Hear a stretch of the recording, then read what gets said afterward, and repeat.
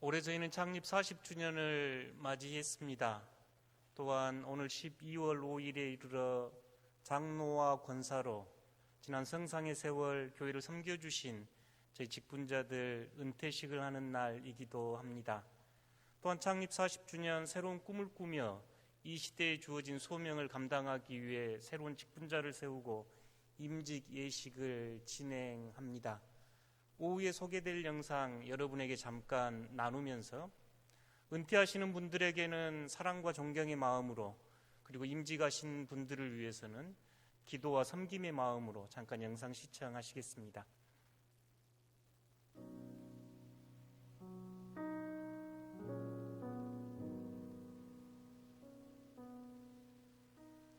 문승상입니다.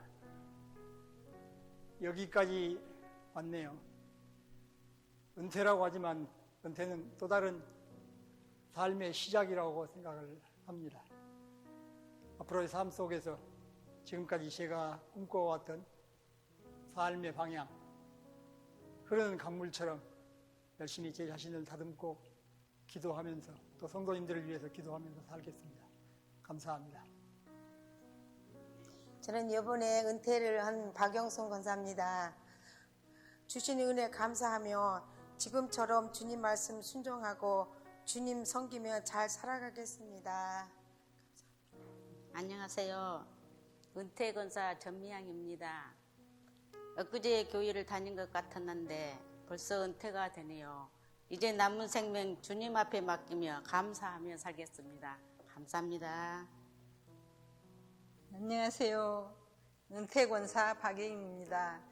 제가 처음 교회 오는 날부터 지금까지 하나님 은혜로 포근하고 안정이 된 교회 생활을 하게 됨을 감사드립니다. 앞으로도 교우들과 잘 지내며 하나님 말씀대로 살려고 노력하겠습니다.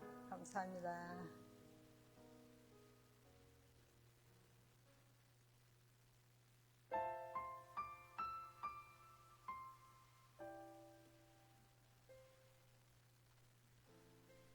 이번에 장로로 임직받게 되는 오행상입니다.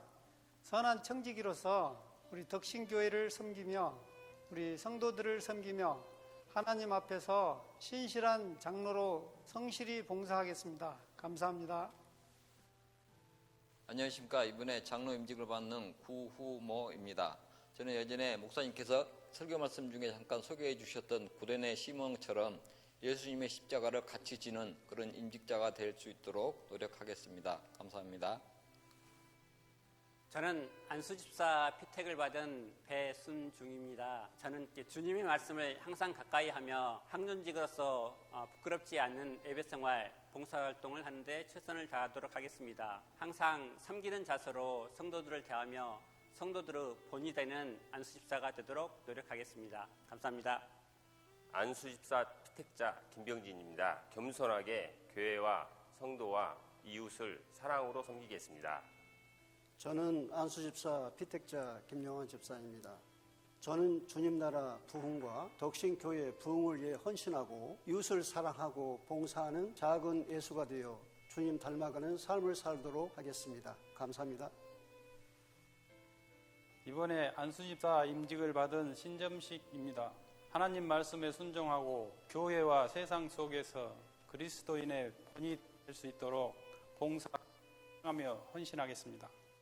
안녕하세요. 저는 권사 피택자 곽선희입니다. 저는 예수 그리스도의 마음을 아는 자로 교회와 세상과 열방을 그리스도의 사랑을 실천하는 자로 열심히 살겠습니다. 감사합니다. 저는 권사 피택자 김철미 집사입니다. 찬양과 예배를 잘 드리며 일주일간의 삶이 예배가 되도록 힘쓰겠습니다. 성도들 간의 사랑과 존경으로 대하며 살아가겠습니다. 저는 권사 피택을 받은 김종혁 집사입니다. 귀와 입과 눈을 분별하여서 권사로서의 직분을 잘 수행하며 기도하는 권사로 따스함과 인자함과 교인 한 분 한 분 소중히 여기며 베풀 줄 알고 무슨 일을 할 때마다 불평 없이 순종하고 따르겠습니다. 감사합니다. 권사 피택을 받은 추금덕입니다. 저는 하나님께서 저에게 주신 임직자로 부름받은 사명을 잘 감당하기 위해 가정과 교회와 세상에서 충실한 일꾼으로 헌신하고 섬기며 순종하겠습니다. 감사합니다. 안녕하세요. 권사 피택을 받은 곽경심입니다. 저는 주님의 사랑을 항상 감사하며 베풀며 또 주님을 더 알아가기에 힘쓰는 권사가 되도록 노력하겠습니다. 저는 권사 피택을 받은 김명희입니다. 아름다운 신앙의 공동체인 덕신교회에서 저의 자리를 지키며 먼저 교회를 위하여 헌신하고 봉사하신 분들을 배우며 권사로서의 저의 자리를 지키면서 성장하는 권사로서 교회를 헌신하도록 노력하겠습니다. 안녕하세요. 권사 피택을 받은 김영희입니다. 좀 더 겸손한 모습으로 순종하며 맡겨진 직분 감사함으로 섬기며 하나님이 기뻐하시는 삶 되기를 기도하며 헌신하겠습니다. 권사팀 고건희입니다. 섬김과 봉사로 주어진 직분 잘 감당하겠습니다. 감사합니다. 안녕하세요. 저는 이번 권사 취임을 받는 주지임 권사입니다. 예수님의 마음을 본받아 열심히 교회를 섬기겠습니다. 감사합니다. 안녕하십니까. 저는 예수님의 사랑을 듬뿍 받고 살아가는 이번에 취임권사 강대금입니다. 저는 제가 여지껏 살아왔던 것처럼 지역사회에서 소외된 사람이나 또한 육신의 아픔으로 인하여 고통받는 사람들을 위하여 죽도록 헌신하고 섬기겠습니다. 감사합니다. 저희 은퇴하신 분들과 임직하신 분들을 위해 큰 격려의 박수 한번 부탁드립니다. 감사합니다. 오후에 임직 예식 진행할 때 소개 영상으로 준비했는데 오후에 참여하지 못한 성도들을 위해서 예배 때 잠깐 여러분과 나눕니다. 이제 말씀을 나누고자 합니다. 특별히 오늘 복음은 임직받는 분들에게 주시는 주님의 말씀으로 받아주시면 큰 은혜가 되겠습니다. 뿐만 아니라 저희 성도 한 사람 한 사람도 이 말씀이 여러분의 마음의 밭에 떨어져 열매 맺는 복된 주님의 음성 되기를 축복합니다. 말씀에는 능력이 있습니다. 신학생 때 이연주 목사님이 오셨는데요. 그분은 책을 많이 저술하기도 하고 또 번역하기도 하고 아이들을 위한 아동 작가기도 하신 분입니다. 그분은 이미 학교 오셨을 때 지긋하게 조금 연세가 드셨는데 저희 강의실에 들어오셔서 저희들에게 여러분 이 늙은이가 여러분에게 부탁이 있습니다. 오른손을 한번 들어주십시오. 그래서 이제 목사님께서 그렇게 말씀하셔서 학생들이 손을 이렇게 들였지요. 그러자 고맙습니다. 손을 내려주십시오. 다시 한번 여러분 이 늙은이가 여러분에게 부탁이 하나 더 있습니다. 자리에서 한번 일어나 주십시오. 그러자 이제 학생들이 서로 쭈삣쭈삣 바라보면서 또 지그시 연로하신 목사님께서 일어나라 하니 학생들이 쭉 일어났습니다. 목사님께서 고맙습니다. 앉아 주십시오. 학생들이 다 앉았습니다. 그러자 이 목사님께서는 여러분 이 보잘것없는 하찮은 늙은이가 하는 말에도 힘이 있지요. 제가 손을 들어달라 하니 여러분 손을 들었고 손을 내려주십시오 하니 손을 내렸습니다. 제가 일어나 주십시오 하니 여러분 일어났고 제가 앉으십시오 하니 여러분 앉으셨네요. 이 보잘것없는 늙은이의 말도 이렇게 힘이 있는데 하물며 하나님의 말씀은 얼마나 힘이 있겠습니까?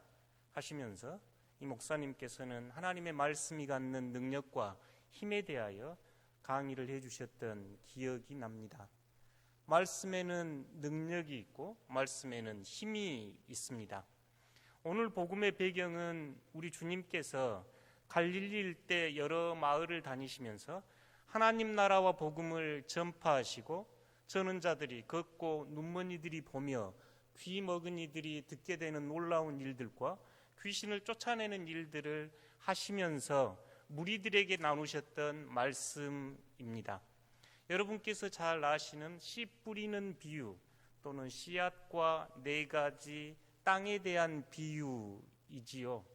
주님의 시선 안에는 이렇게 들녘의 농부들의 모습이 선하게 보였던 모양입니다. 그래서 말씀 8절 5절에 8장 5절에 보시면 씨를 뿌리는 자가 그 씨를 뿌리러 나가러 뿌릴세 하면서 주님께서 8장 5절 이하에서 씨 뿌리는 비유를 8절까지 들려주시고 그 이후에는 이제 그 비유를 풀어주시는데 11절에 보니 이 비유는 이러하니라 씨는 하나님의 말씀이요 하면서 예수님은 하나님의 말씀에 씨앗을 뿌리는 농부로 예수님의 하나님 나라 복음은 씨앗으로 그리고 듣고 있는 청중들은 여러 가지 밭으로 비유하여 말씀하여 주십니다. 예수님 당시에도 그리고 초대교회 성도들에게도 오늘 우리에게도 예수님의 말씀을 받지만 마음의 밭에 따라 다양한 반응이 있듯이 예수님은 그 시절 그렇게 말씀합니다. 여러분은 어떤 마음의 밭으로 주님의 음성을 듣고 주님의 말씀을 듣고 계신가요? 이 말씀의 궁극적 핵심은 열매 맺는 삶입니다. 씨앗은 생명력이 있어서 싹이 나고 성장하고 결실해서 열매를 맺습니다. 몇 해 전 2000년 전에 있었다는 이스라엘의 한 광야 지역에서 발견된 야자수가 적절한 온도와 기온과 수분을 맞추니 싹을 틔웠다는 뉴스를 본 적도 있습니다. 보통 씨앗도 4일에서 5일 또는 일주일, 2주일, 한 달 있으면 살아있는 씨앗은 싹을 틔우지요. 예수님은 이 비유를 통해서 여러분 하나님의 말씀의 씨앗이 선포되고 예수님께서 선포하셨던 하나님 나라의 복음이 선포되고 그 복음을 받아들이는 여러분 그 말씀 안에 싹을 틔우고 성장하고 결실해서 열매 맺어야 합니다 하고 초대하는 복음이지요. 특별히 그래서 오늘 복음은 우리 마음밭이 어떠한 상태인가 잘 진단하게 하는 마음입니다. 예수님께서는 크게 4가지로 말씀하시네요. 길가와 같은 마음, 또 바위가 있는 마음, 그리고 가시덤불, 잡초가 있는 마음, 그리고 좋은 땅, 이렇게 4가지를 말씀하시는데요. 여러분 8절 한번 주목해서 봐보시면 고맙겠습니다. 누가복음 8장 8절 보시면 더러는 좋은 땅에 떨어짐에 나서 100배의 결실을 하였느니라. 저희가 30배, 60배, 100배 이런 100배의 결실을 하였느니라. 누가는 여기만 이야기하고 이 말씀을 하시고 뭐라고 써져 있는가요? 외치시되. 그러니까 지금 저희가 이 농부의 지금 비유가 굉장히 들녘에서 평온하게 들리는 이야기 같은데 마치 세례 요한이 회개하라 하나님의 나라가 가까웠다 하고 외쳤다 그럴 때처럼 예수님께서 외치시는데요. 뭐라고 외치시는가요? 함께 읽어보겠습니다. 들을 귀 있는 자들은 들을지어다. 놀랍습니다. 예수님께서 하나님 나라 복음 이렇게 이야기하시면서 큰 소리로 들을 귀 있는 자들은 들을지어다 하고 외칩니다. 저희가 다 귀 가지고 사는데 들을 귀가 따로 있나요? 들을 귀가 따로 있는 모양입니다. 들어도 들리지 않는 귀, 들어도 깨닫지 못하는 귀, 듣고 싶으나 듣지 못하는 귀, 들어도 실천하지 않는 귀, 들어도 열매 맺지 못하는 귀를 향해서 주님께서는 들을 귀 있는 자들은 들을지어다 하면서 큰 소리로 외치면서 하나님 나라의 복음이 선포되지만 그것을 보기는 보아도 깨닫지 못하는 자가 있고 듣기는 들어도 깨닫지 못하는 자가 있습니다. 그러나 여러분은 듣고 깨달아야 합니다 하면서 오늘 이 복음을 들려주네요. 그러니 복음의 궁극적인 방향은 우리가 말씀을 듣고 깨닫고 결실하는 것입니다. 저희가 어린 아이들 때부터 이 비유 늘 자주 들었던 말씀입니다. 길가와 같은 마음, 바위 위의 마음, 가시덤불 마음, 좋은 땅의 마음 여러 설교 들었는데 오늘 주님께서 우리에게 들려주시는 이야기는 들을 귀 있는 자는 들으십시오. 눈이 있어도 보지 못하고 귀가 있어도 깨닫지 못하는 이들이 있습니다. 그러나 여러분은 듣고 보고 깨닫고 알아야 합니다 하면서 들을 귀 있는 자는 들으십시오 하면서 굉장히 큰 소리로 우리에게 말씀합니다. 이 주님의 말씀이 여러분에게 천둥치듯 들리는 아침 되기를 축복합니다. 그럼 네 가지 이 밭 이야기를 저희가 잠깐 살펴보고 싶은데요. 먼저 길가입니다. 길가는 어떤 밭인지 주님의 말씀이 5절에서 말씀하시고 12절에서 설명하시네요. 5절 함께 읽어보겠습니다. 씨를 뿌리는 자가 그 씨를 뿌리러 나가서 뿌릴새 더러는 길가에 떨어짐에 밟히며 공중의 새들이 먹어버렸고 길가에 있다는 것은 말씀을 들은 자니 이에 마귀가 가서 그들이 믿어 구원을 얻지 못하게 하려고 말씀을 그 마음에서 빼앗는 것이요. 아멘. 상상하기가 이해되기가 쉽지요. 길가에 씨앗이 뿌려졌으니 그러니까 그 당시 이제 이스라엘의 농업을 조금 생각해 보면 저희처럼 논밭을 잘 일궈서 씨앗을 뿌리지 않고 이 당시 이스라엘 팔레스타인에서는 씨를 막 뿌려놓고 이 흙을 덮었던 모양입니다. 씨를 뿌리다 보면 길가로 떨어지는 씨앗도 있는데 길가로 떨어졌으니 사람들이 지나다니면서 밟아버리니 싹이 날 수가 없겠고 또 새들이 와서 먹어버리니 싹이 나고 성장할 수가 없겠지요. 그래서 예수님께서 12절에서 이제 그 말씀을 풀면서 마귀가 등장하는데 그 마귀가 가서 그들이 믿어 구원을 얻지 못하게 하려고 말씀을 빼앗아가 버립니다. 이렇게 지금 설명하고 있네요. 마귀하면 머리에 뿔이 나가지고 삼지창 들고 검은 망토 쓰고 돌아다니는 게 마귀가 아니고 디아볼로라고 하는 지금 이 히라버 표현은 우리가 비방하는 자, 비난하는 자, 정죄하는 자들에 쓰이는 표현입니다. 그러니까 내 마음에 말씀을 받지 못하고 말씀을 평가하고 정죄하고 비난하고 비방하는 자리에 말씀이 자라지 못합니다. 그것을 마귀가 가져갔습니다. 지금 이렇게 표현하네요. 마귀가 가져가 버렸으니 싹이 날 수가 없고 성장할 수가 없으니 믿음과 구원에 이르지 못한다. 예수님의 설명이네요. 우리 안에 이렇게 길가처럼 딱딱하게 굳어버린 마음, 구약 성경에 보면 완악한 마음 이렇게 표현하는 이 길가 같은 마음 어떻게 해야 할까요? 이 길가와 같은 마음은 쟁기질로 갈아엎어야 합니다. 요새 같으면 포크레인으로 갈아엎어야 하지요. 그 말씀을 호세아 선지자가 호세아서 10장 12절에서 이렇게 외칩니다. 너희 묵은 땅을 기경하라. 지금이 곧 여호와를 찾을 때니 마침내 여호와께서 오사 공의를 비처럼 내리시리라.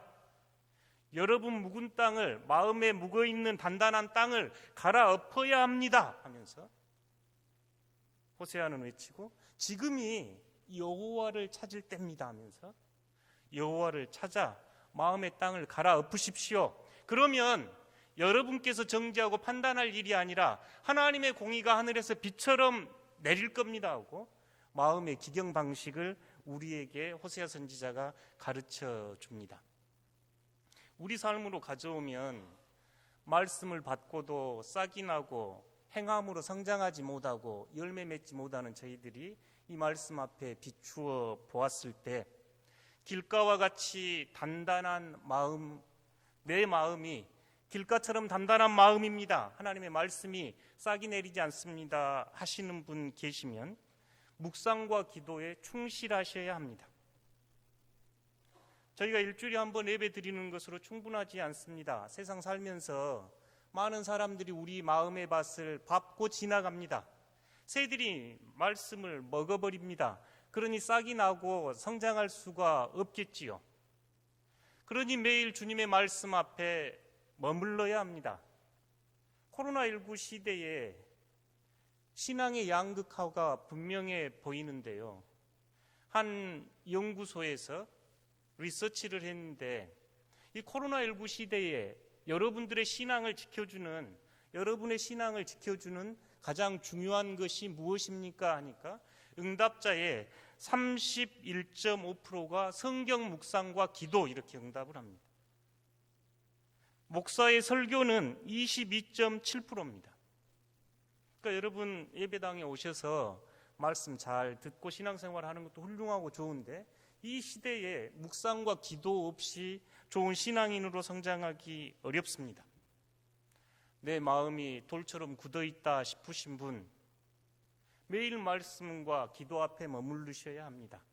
말씀이 빗줄기처럼, 말씀이 눈처럼 내려서 그 땅을 부드럽게 만들고 그 땅에서 싹이 나고 그 땅에서 열매 맺게 할 것입니다. 하나님의 말씀이 그 힘이 있습니다. 그러니 내 스스로 돌 같은 마음이다 싶으신 분, 굳어있는 완악한 마음이다 싶으신 분은 말씀 묵상과 기도에 전념해 주십시오. 이제 두 번째로 바위 위에 떨어진 씨앗입니다. 6절과 13절 함께 읽어보겠습니다. 더러는 바위 위에 떨어짐에 싹이 났다가 습기가 없으므로 말랐고 13절은 예수님의 설명입니다. 함께 읽어보겠습니다. 바위 위에 있다는 것은 말씀을 들을 때 기쁨으로 받으나 뿌리가 없어 잠깐 믿다가 시련을 당할 때 배반하는 자요. 아멘. 오늘 이 성경에서는 바위 이렇게 표현이 돼가지고 마태가 주는 이미지하고 조금 다르기는 한데 밭에 보면 이제 돌밭으로 보이고 돌밭 안에도 큰 바위들이 있는데 그 위로 지금 얕은 흙이 있고 그 위에 씨가 떨어지면 씨가 금방 기쁨으로 받으니 싹은 나는데 깊이 뿌리를 내리지 못하고 햇빛이 내리쬐면 말라버립니다. 식물이 자라기 위해서 반드시 햇빛이 필요한데 햇빛이 내리쬐니 말라버리네요. 이 말씀을 주님께서 해석하면서 말씀을 받을 때는 기쁨으로 받습니다. 그런데 시련이 다가오면 포기해버립니다 하면서 말씀하고 있네요. 어떤 신앙인인가요? 말씀을 받을 때는 아멘 하고 기쁨으로 받는데 삶의 자리에 가서 뿌리 내리지 못하고 성장시키지 못하는 이 모습은 어떤 모습인가요? 저희들이 살아가면서 실수하고 후회할 때 가끔 내 마음 나도 모르겠다 이런 마음 말씀하죠. 나도 어쩔 수 없는 마음입니다. 열 길 물속은 알아도 한 길 사람 마음속은 잘 모르겠네요 하고 이야기할 때 있습니다. 저희가 신앙 특별히 창세기 3장에서 11장은 우리 안에 있는 이 바위덩어리들, 자갈덩어리들의 모습을 죄의 모습으로 일러줍니다. 저희가 지난번 특세 때 죽음에 이르는 7가지 죄를 묵상하면서 실제로 자갈들을 여러분에게 나눠주기도 하고 자갈을 가지고 묵상해 본 적이 있네요. 우리 안에 아담과 하와가 보여주었던 탐욕이라는 돌덩어리들, 우리 안에 다른 이들을 미워하고 분노하는 돌덩어리들, 노아 홍수가 보여줬던 우리 안에 무지함들, 바벨탑이 보여준 교만함들이 우리 안에 있는 돌덩어리들 이름입니다. 이 돌덩어리들을 가지고 그 위에 씨앗이 뿌려져도 말씀을 받을 때는 아멘 하지만 이 돌덩어리들이 가로막고 있어서 영적으로 성장하지 못합니다. 그래서 지난 사순절 특세가 끝날 때 여러분들에게 돌을 나눠드리면서 이 돌 호주머니에 넣고 좀 다녀보십시오. 이 돌 호주머니에 넣고 돌로 좀 묵상하면서 죄를 묵상하면서 좀 지내보십시오 하고 여러분에게 권면한 적이 있습니다.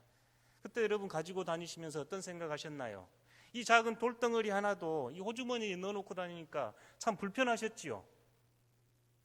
계단을 오르갈 때도 작은 무게였지만 무게감을 느끼게 하고 앉아서 일할 때나 움직일 때 불편함들을 경험하셨을 겁니다.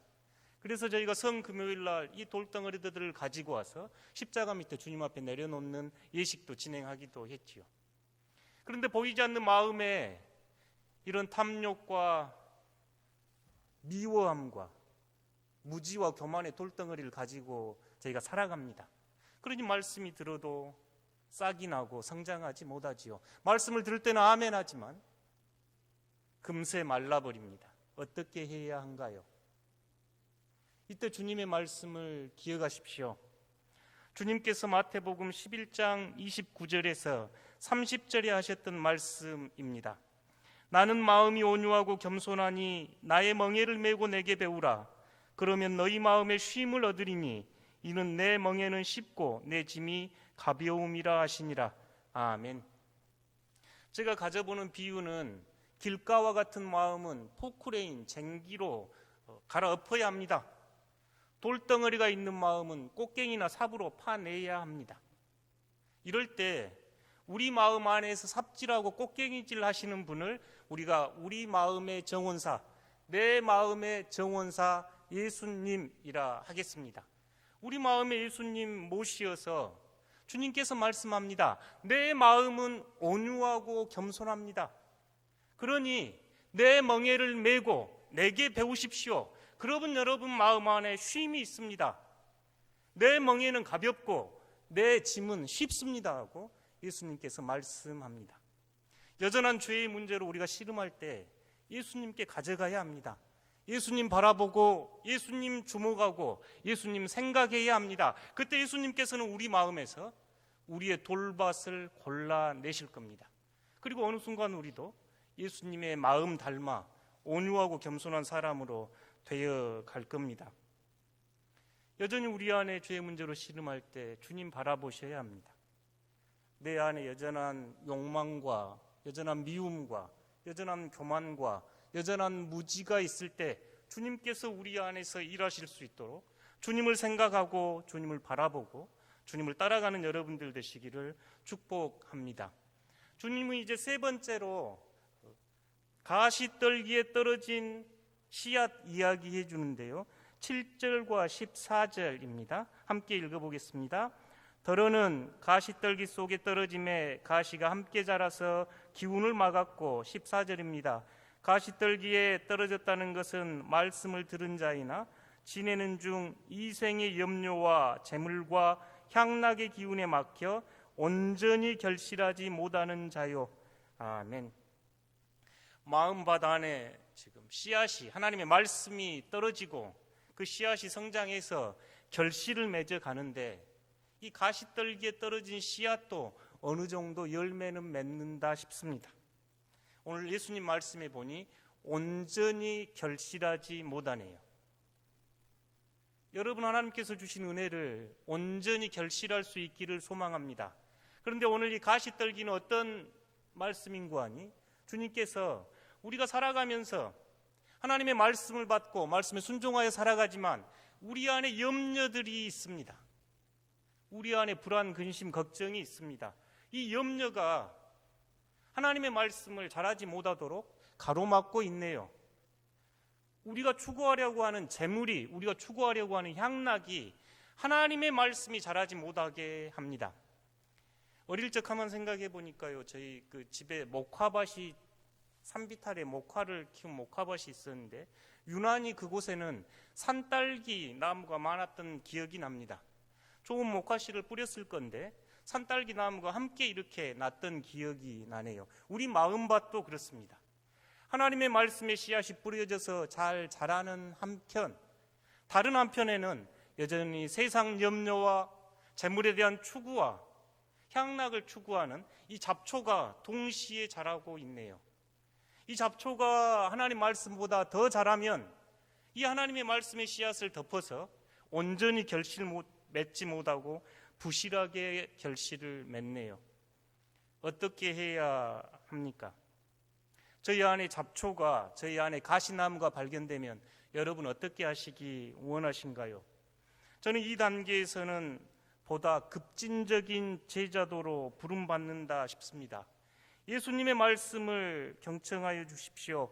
누가복음 19장에서 24절 메시지 성경으로 읽어드리겠습니다. 보물을 여기 땅에 쌓아두지 마라. 여기에 두면 좀먹고 녹슬고 심한 경우에는 도둑까지 맞는다. 보물은 하늘에 차곡차곡 쌓아두어라. 거기에는 좀이나 녹, 도둑들이 없는 안전한 곳이다. 너희는 너희 보물이 있는 곳에 가장 입고 싶어 할 텐데 결국 그렇게 될 것이다. 그것이 당연하지 않겠느냐? 그러니까 재물이 있는 곳에 여러분의 마음이 있습니다 하는 이 말을 지금 유진 피터슨 목사님은 여러분 재물, 보물이 있는 곳에 여러분 마음 두려고 하지 않겠습니까? 하고 여러분 보물이 어디에 있는지 묻습니다. 이 번역은 굉장히 인상적으로 보이는데요. 너희 눈은 너희 마음의 창문이다. 내가 경의와 믿음으로 눈을 크게 뜨면 내 몸은 빛으로 가득해진다. 내가 탐욕과 불신으로 곁눈질하고 살면 내 몸은 음습한 지하실이 된다. 내 창에 블라인드를 치면 내 삶이 얼마나 어둡겠느냐. 눈은 지금 마음의 창문이라고 말씀하면서 여러분 경의와 믿음으로 이 세상을 바라본다면 하나님의 빛이 여러분에게 가득할 겁니다. 저희가 잡초나 이 가시나무가 문제가 되는 것은 빛을 차단해버려서 그늘지게 하고 성장하지 못하게 하지요. 유진 피터스는 이 번역을 탐욕과 불신으로 눈이 멀면 여러분 지하실처럼 캄캄합니다. 환하게 커튼을 열어 젖혀야 할 텐데 블라인드를 쳐놓고 살면 얼마나 마음이 답답하겠습니까? 하면서 묻습니다. 너희는 한꺼번에 두 신을 예배할 수 없다. 결국 한 신은 사랑하고 다른 신은 미워하게 될 것이다. 한쪽을 사모하면 다른 쪽은 업신여기기 마련이다. 너희는 하나님과 돈을 둘 다 예배할 수 없다. 재물과 만몬을 겸하여 섬길 수 없다는 이 말을 하나님과 돈을 둘 다 섬길 수 없다고 우리로 하여금 보다 급진적인 제자로 부름받습니다. 이제 네 번째 좋은 땅입니다. 8절과 15절 함께 읽어보겠습니다. 더러는 좋은 땅에 떨어짐에 나서 100배의 결실을 하였느니라. 15절입니다. 좋은 땅에 있다는 것은 착하고 좋은 마음으로 말씀을 듣고 지키어 인내로 결실하는 자니라. 아멘. 좋은 땅 돼서 많은 열매 맺는 여러분들 되시기를 축복합니다. 이 구절 보니까요, 저희가 기어가면 좋겠다 싶은 말씀이 있는데 100배의 결실을 맺는 땅을 좋은 땅이라고 주님께서 말씀하시면서 착하고 좋은 마음으로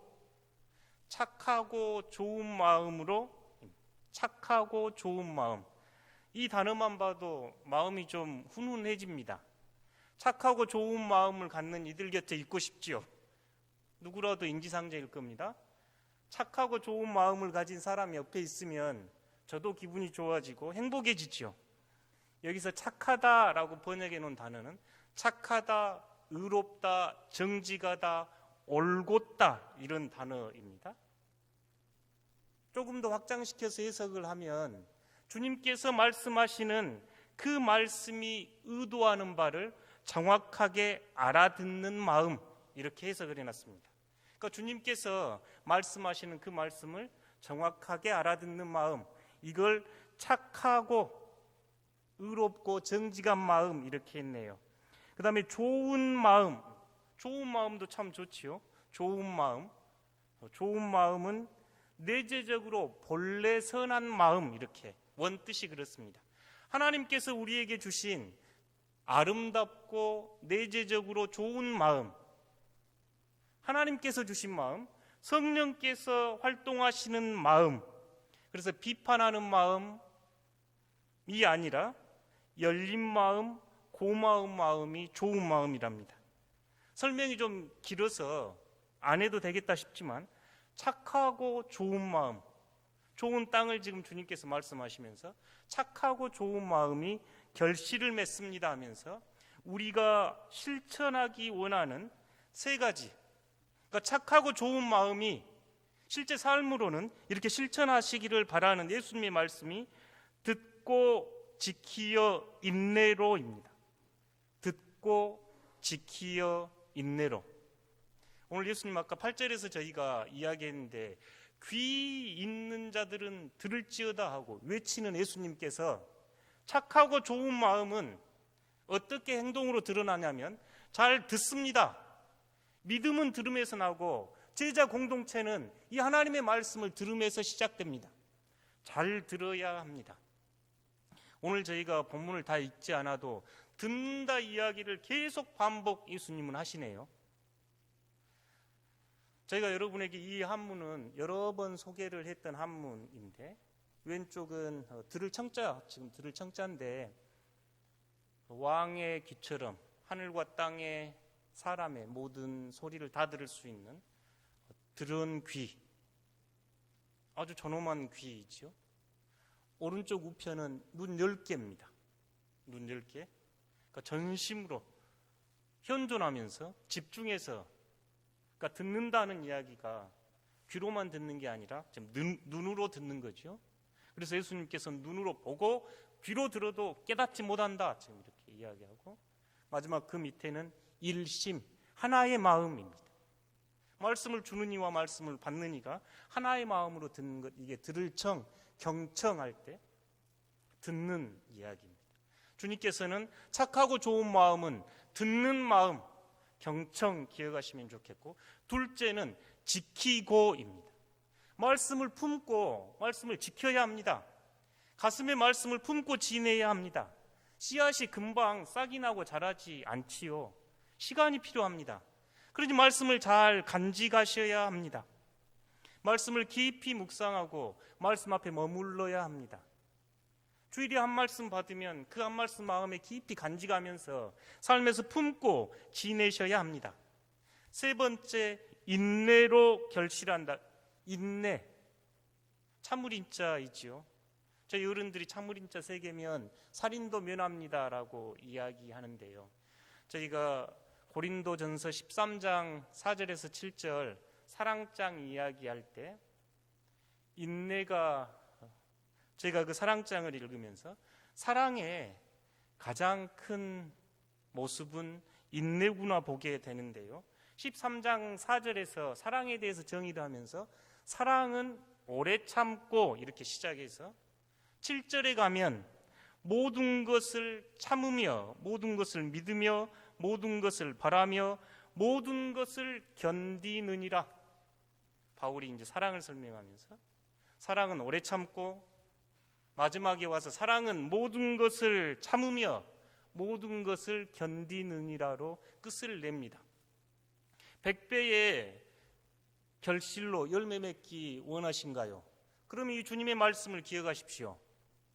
착하고 좋은 마음으로 주님의 말씀을 듣고 가슴에 간직하고 인내하셔야 합니다. 참고 또 참고 견딜 때 100배의 결실을 맺을 수 있습니다. 오늘 임직자들과 은퇴자들에게 오늘 복음의 말씀에 걸맞는 시 한 수를 올려드리며 헌시하고 싶습니다. 한 2해 전 제 교회 앞에도 프랑카드로 걸었던 기억이 나는데요. 장석주 시인이 쓴 대추 한 알입니다. 적의 저절로 붉어질 리는 없다. 저 안에는 태풍 몇 개, 저 안에 천둥 몇 개, 저 안에 벼락 몇 개, 저 안에 번개 몇 개가 들어있어서 붉게 익히는 것일 게다. 저게 혼자서 둥그러질 리는 없다. 저 안에 무서리 내리는 몇 밤, 저 안에 땡볕 2달, 저 안에 초승달 몇 날이 들어와서 둥글게 만드는 것일 게다. 대추야, 너는 세상과 통하였구나. 저희 은퇴하신 장로님, 권사님, 이렇게 열매 맺고 이렇게 둥그러질 때 그 안에 천둥, 태풍, 무서운 땡볕 있었겠고, 더위와 가뭄과 초승달과 바람이 있어서 오늘 이렇게 열매 맺고 은퇴하게 된 줄 믿습니다. 또 임직하게 되시는 사랑하는 성도 여러분, 주님께서 오늘 말씀을 통해 열매 맺는 구체적인 방식을 우리에게 말씀하십니다. 착하고 좋은 마음으로 말씀을 듣고 간직하고 인내로 결실하는 여러분들 되시기를 축복합니다.